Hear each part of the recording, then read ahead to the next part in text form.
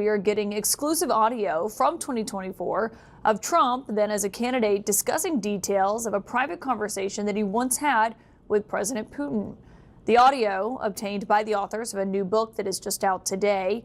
Well, tonight we're learning those details as the audio reveals that Trump says that he threatened not just President Putin, but also China's President Xi Jinping. And this is what he told donors about what exactly that conversation looked like during a private fundraiser last year. Okay, so the White House is in full panic mode right now. And I mean full panic. We're talking emergency briefings, frantic phone calls to foreign capitals, damage control meetings at all hours, because a secret Trump meeting just leaked overnight.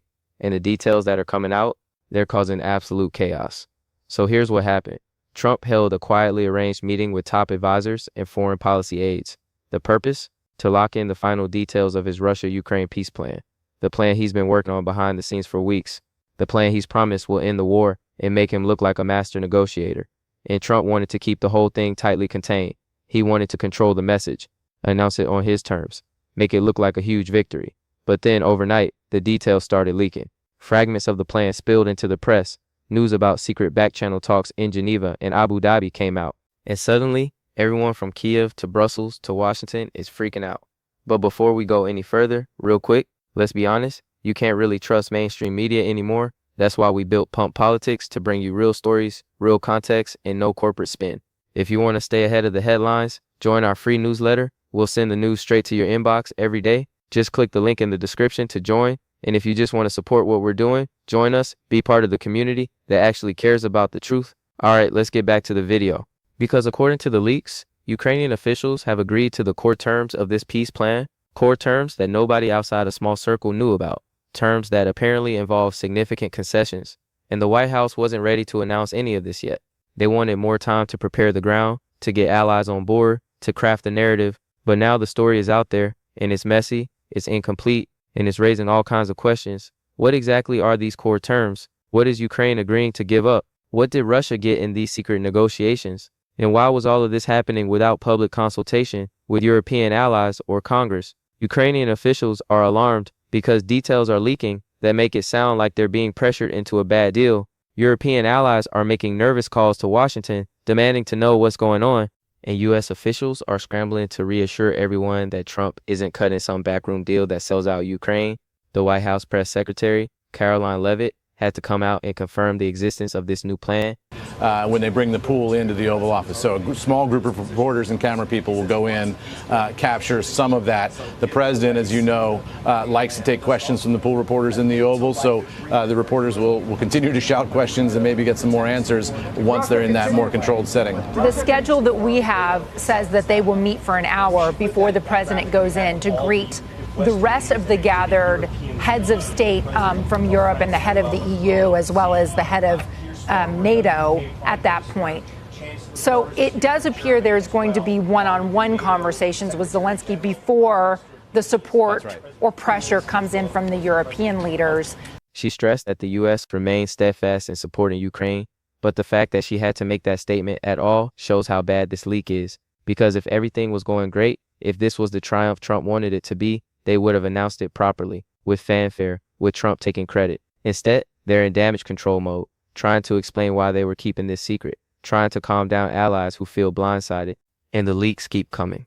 Regional outlets are reporting that U.S. and Russian officials have been holding secret rounds of talks, multiple sessions, in Geneva and in Abu Dhabi, working through a 28-point proposal, and apparently, the weekend session narrowed the gaps enough that Trump is now saying he's hopeful a deal is near. But here's the problem. Nobody knows what's actually in this deal. The leaks are fragmentary, contradictory. Some sources say Ukraine agreed to give up territory. Others say it's about NATO membership. Still others say it involves security guarantees. And because Trump's team tried to keep everything secret, there's no official version to compare the leaks against. So rumors and speculation are filling the void. And in that environment, the worst assumptions take hold.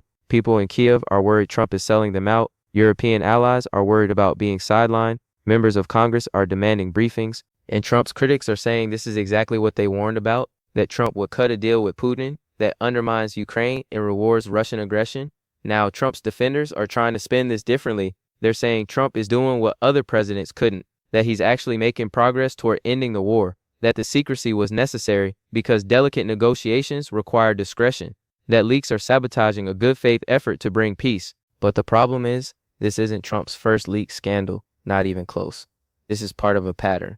Earlier this year, cabinet members accidentally exposed live war plans in a Signal group chat that included a journalist. Can you believe that? Actual war plans leaked because Trump's people don't understand basic operational security. And that's just one example. Trump has a long history of mishandling classified information, of discussing sensitive matters in public settings, of sharing intelligence with foreign officials without proper clearance. So when another secret meeting leaks, when another diplomatic initiative becomes public before it's ready, people aren't surprised. They're exasperated because this keeps happening, and it keeps undermining Trump's foreign policy goals. And here's what makes this particularly bad. We're talking about negotiations over a major war, with nuclear powers involved, with the future of European security at stake. This isn't some trade deal or domestic policy initiative. This is high-stakes diplomacy where mistakes can have catastrophic consequences, and Trump's team can't keep secrets. They can't maintain operational security. They can't prevent leaks, even when it matters most. So allies are asking themselves, can we trust the United States with sensitive information? Can we rely on Trump's word when he makes commitments in private? Can we participate in negotiations knowing that details might leak and blow up the whole process? And the answer they're coming to is maybe not.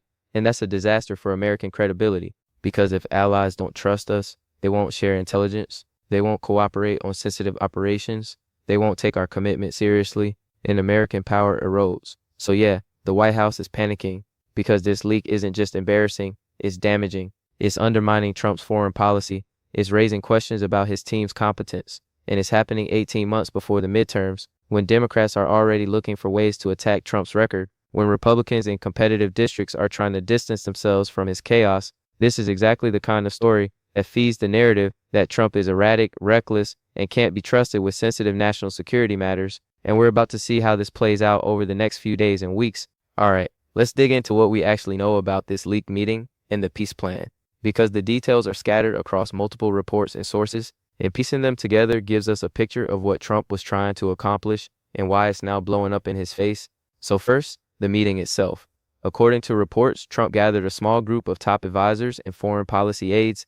This wasn't a big National Security Council session with dozens of people. This was a tight circle, the kind of meeting where Trump likes to make deals without too many voices weighing in. The purpose was to finalize the contours of his Russia-Ukraine peace plan, to agree on what the U.S. would propose, what terms Ukraine would accept, what Russia might agree to, and how to sell it all to the public and to allies. Now, Trump has been talking about ending the Ukraine war since before he even took office in his second term. He said repeatedly that he could end it in 24 hours. That is a simple problem if you know how to negotiate, that Biden made it worse by giving Ukraine too much support without pushing for peace. So Trump's been working on this plan for months, behind the scenes, through back channels, using intermediaries who aren't official State Department personnel, and that's where the Geneva and Abu Dhabi meetings come in. U.S. officials and Russian officials have been holding secret talks, multiple rounds. The location rotates, Geneva for one session, Abu Dhabi for another, and they've been working through what's described as a 28-point proposal. Now, we don't have the full text of this proposal, but based on the leaks and reporting, we can piece together some of what's likely in it. First, there's almost certainly a territorial component. Russia controls significant parts of eastern Ukraine, Crimea, parts of Donetsk and Luhansk regions, and Putin has made clear he won't give those up. So the proposal probably involves some kind of territorial settlement, maybe Ukraine formally ceding Crimea in exchange for Russia withdrawing from other areas, maybe a frozen conflict with de facto Russian control, but no official recognition. The details aren't clear from the leaks, but Ukrainian officials agreeing to core terms suggest they've accepted some level of territorial loss, which is hugely controversial in Kyiv, because the Ukrainian government's official position has been that they won't accept any permanent loss of territory, that Russia must withdraw from all occupied areas, that sovereignty and territorial integrity are non-negotiable. So if they're now agreeing to terms that involve territorial concessions, that's a major shift. Second, there's likely a NATO component. Ukraine has wanted NATO membership for years. It's been a key part of their national security strategy, and Russia has said that Ukraine joining NATO is a red line, that is one of the main reasons they invaded. So Trump's plan probably addresses this somehow. Maybe Ukraine agrees not to pursue NATO membership for a certain number of years. Maybe there's some alternative security arrangement. Maybe there are guarantees from the US and European countries that fall short of full NATO membership. Again, the details aren't clear, but this is probably a major part of the negotiation. Third, there's likely something about sanctions. Russia has been under heavy Western sanctions since the invasion. These sanctions have hurt Russia's economy significantly, and Putin wants them lifted. So Trump's plan probably includes a sanctions relief component, maybe phased removal of sanctions as Russia meets certain conditions. Maybe immediate lifting of some sanctions in exchange for a ceasefire. This would be controversial because European allies and many in Congress believe sanctions should only be lifted when Russia fully withdraws and pays reparations. Fourth, if Ukraine isn't joining NATO, how do they ensure Russia doesn't just invade again in 5 years? So there might be provisions for U.S. and European security guarantees, maybe American troops stationed in Western Ukraine, maybe a commitment to provide weapons and support if Russia violates the agreement, maybe some kind of international peacekeeping force. This is crucial for getting Ukraine to agree, because without real security guarantees, any peace deal is just a pause before the next war. Now, according to CBS-linked reporting cited by Newsweek, Ukrainian officials have agreed to the core terms of this plan. An American official briefed on the talks said there are only some minor details to be sorted out, which suggests the big decisions have been made, the major concessions have been accepted, and they're now just finalizing the implementation details. But here's the problem. This all leaked before the White House was ready to announce it, before they consulted properly with European allies, before they briefed Congress, before they prepared the public for what's being agreed to. And in the absence of official information, speculation and worst-case scenarios fill the void. Ukrainian officials who aren't in Trump's inner circle are hearing rumors that their government is giving up territory, and they're alarmed because they haven't been kept in the loop. European allies are hearing that the U.S. is negotiating with Russia without properly consulting them, and they're worried about being sidelined. Members of Congress are hearing that Trump is making major foreign policy commitments without congressional approval, and they're demanding briefings and oversight. So, the White House had to go into damage control mode. Caroline Leavitt held a briefing, confirming that yes, there is a new plan to end the Ukraine war, but she stressed that the U.S. remains committed to Ukraine, that they're not abandoning allies, that any peace plan will be fair and sustainable. She tried to walk a fine line between acknowledging the plan's existence and not revealing details that might derail the negotiations, but it's a nearly impossible position because the leaks have already created expectations and concerns, and trying to reassure everyone without actually explaining what's in the plan just creates more suspicion. Le Monde reported that U.S. officials are seeking to reassure Ukraine and EU allies over Trump's plan, which means the diplomatic cleanup operation is in full swing. Phone calls, meetings, assurances, all trying to prevent the leak from torpedoing the entire negotiation. Now let's talk about the pattern of leaks in Trump's administration, because this isn't a one-off. This is part of a broader problem with how Trump's team handles sensitive information. Earlier this year, there was the Signal group chat incident. Cabinet members were discussing live war plans in a group chat that accidentally included a journalist. The journalist saw real-time discussions of military operations, deployment details, strategic considerations. It was a massive security breach, and it happened because Trump's people were careless. They didn't follow proper protocols. They used insecure communications for classified discussions. And this isn't the first time Trump himself has mishandled classified information. During his first term, he shared highly classified intelligence with Russian officials in the Oval Office, intelligence that came from Israeli sources, and he did it without clearing it with the intelligence community first, which burned the source and damaged U.S.-Israeli intelligence cooperation. There was also the Mar-a-Lago documents case, where Trump took boxes of classified documents to his private club, stored them in unsecure locations, showed them to people without security clearances. This pattern of mishandling sensitive information creates real problems. Because allies see this, they know Trump's team leaks. They know classified information isn't always protected, so they become reluctant to share their most sensitive intelligence with the U.S. They hold back, they create workarounds, and American intelligence capabilities suffer. The current Ukraine peace plan leak fits this pattern. Trump wanted secrecy. He needed it for the negotiations to succeed, but his administration couldn't maintain it.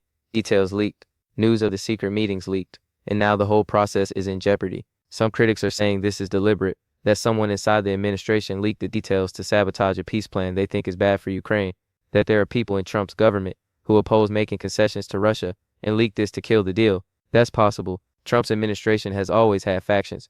People who leak to undermine policies they disagree with. People who use the press to fight internal battles. So this could be an inside job by opponents of the peace plan. Or it could just be carelessness. Someone discussing the plan in an insecure setting. Someone sending an email that got forwarded. Someone talking to the wrong person.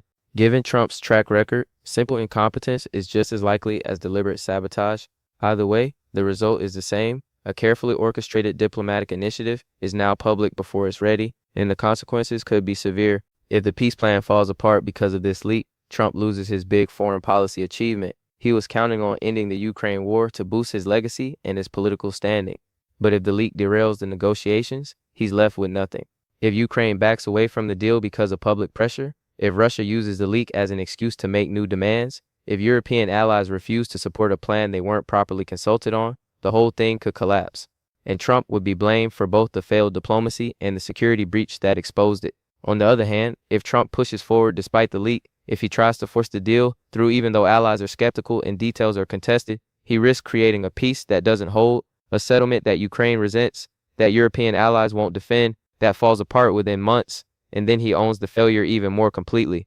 Okay, let's break down what all this means. What are the real implications? How does this affect Trump politically? And what should we be watching for? First, understand that foreign policy leaks are particularly damaging, much more so than domestic policy leaks, because foreign policy involves other countries, other leaders, other governments who are making decisions based on confidentiality and trust. When that confidentiality is breached, it doesn't just embarrass the administration, it actually undermines the substance of what they're trying to accomplish. In this case, Trump was trying to negotiate a complex peace deal. Those negotiations require secrecy, because both sides need room to make concessions without public backlash. Ukraine needs to be able to explore territorial compromises without their population revolting. Russia needs to be able to consider sanctions relief without looking weak. And the US needs to be able to facilitate without allies second-guessing every move. But now that it's all public prematurely, that room for maneuver disappears. Ukrainian leaders face domestic pressure not to make concessions. Russian leaders can't be seen giving too much. And Trump faces criticism from all sides. So the actual negotiation becomes much harder, maybe impossible. Second, this leak is going to have immediate political consequences for Trump heading into 2026. Because Republicans are already divided on Ukraine policy, some Republicans are strongly pro-Ukraine. They believe in supporting democracies against authoritarian aggression. They think abandoning Ukraine would be a historic mistake. Other Republicans are skeptical of continued aid. They think the U.S. is spending too much. They think European countries should do more. They think Ukraine should negotiate and accept reality. Trump has been trying to straddle this divide, supporting Ukraine enough to avoid looking weak, but also pushing for a deal to satisfy the skeptics. But this leak forces the issue. It makes Republicans choose sides. Pro-Ukraine Republicans are going to demand details about what concessions Ukraine is being asked to make. And if those concessions look like selling out Ukraine, they'll oppose the deal. Skeptical Republicans will use the leak to argue that Trump is right to push for peace, that the war needs to end. But they'll also use it to attack Trump if the deal looks weak or falls apart. So Trump faces political attacks from both wings of his own party, and Democrats are going to hammer him. They'll say this leak shows Trump can't be trusted with sensitive national security matters, that his administration is incompetent, that he's making secret deals with Russia that could undermine American interests. They'll tie this to his first-term scandals, the Russia investigations, the impeachments, the pattern of favoring Putin over American intelligence agencies. It's a devastating line of attack, and the leak gives Democrats fresh ammunition. Third, watch how European allies respond, because they're crucial to any Ukraine peace plan working. Even if the US and Russia and Ukraine all agree to terms, the deal needs European buy-in. Europe has to enforce sanctions, provide security guarantees, support reconstruction. If European countries feel like they were shut out of the process, if they think Trump cut a bad deal, they won't support it. And without European support, the plan falls apart. So Trump now has to do major fence mending with European leaders. He has to convince them that despite the leak, despite the secrecy, the plan is good and they should back it. And that's a hard sell, because European leaders already don't trust Trump. They remember his first term, the chaos, the unpredictability, the attacks on NATO. So they're skeptical. And this leak confirms their worst fears, that Trump operates in secret, that he doesn't value allies, that he'll make deals that serve his political interests over collective security. Fourth, pay attention to how this affects the actual negotiations. Is the deal dead? Can it be salvaged? The answer depends on how Ukraine and Russia respond. If Ukrainian leaders decide the leaked terms are actually acceptable, if they were genuinely ready to agree to these core terms, then maybe the negotiations continue. The leak is embarrassing, but not fatal. But if Ukrainian leaders feel exposed by the leak, if they face domestic backlash and have to back away from concessions they've been willing to make in private, then the deal could collapse. And if Russian leaders decide to use the leak as leverage to demand even more concessions now that everything is public, the deal definitely collapses. So the next few days are crucial. We'll see whether both sides reaffirm their commitment to the negotiation or start backing away. Fifth, consider what this means for Trump's broader foreign policy approach. Because Trump has consistently favored personal diplomacy, direct negotiations, making deals with other leaders, and he's been willing to bypass traditional diplomatic channels to do it. But this leak shows the risk of that approach. When you centralize foreign policy in a small circle, when you cut out career diplomats and experienced negotiators, when you don't follow established protocols, things leak, details get garbled, allies get blindsided, and carefully planned initiatives blow up. Some Trump supporters will say this is proof that the deep state or career bureaucrats are sabotaging him, that the leak came from opponents within the government, and maybe they're right. But even if that's true, it means Trump hasn't secured his own administration. He hasn't built a team he can trust. He hasn't created systems that prevent leaks, and that's a failure of management and leadership. 6. Watch how Trump personally responds to this crisis, because his reaction will tell us a lot. Does he double down on the peace plan and try to force it through despite the leak? Does he blame the leak on enemies and use it to rally his base? Does he quietly back away and pretend the whole thing never happened? Each of those strategies has different implications. If he doubles down, he owns whatever happens next. If the deal succeeds, he gets credit. If it fails, he gets blamed. If he blames enemies and plays victim, he might satisfy his base, but he doesn't solve the underlying problem. And if he backs away, he looks weak, like he couldn't handle the pressure. So there's no easy path forward. Trump is stuck dealing with the consequences of a leak he desperately wanted to avoid. 7.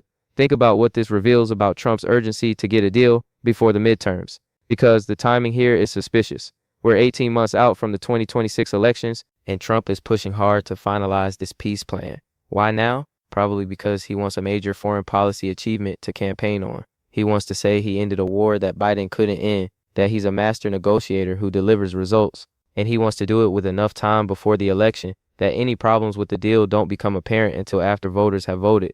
But the leak disrupts that timeline. It forces the issue into public debate now, when there's plenty of time for critics to pick apart the details, for problems with the deal to emerge, for the political calculus to turn against Trump. So this leak might not just undermine the current negotiations, it might undermine Trump's entire political strategy for 2026. So here's the bottom line. This leaked Trump meeting and peace plan is a full-blown crisis for the White House. It exposes problems with how Trump's team handles sensitive information. It undermines active diplomatic negotiations. It creates political vulnerabilities heading into the midterms, and it damages U.S. credibility with allies.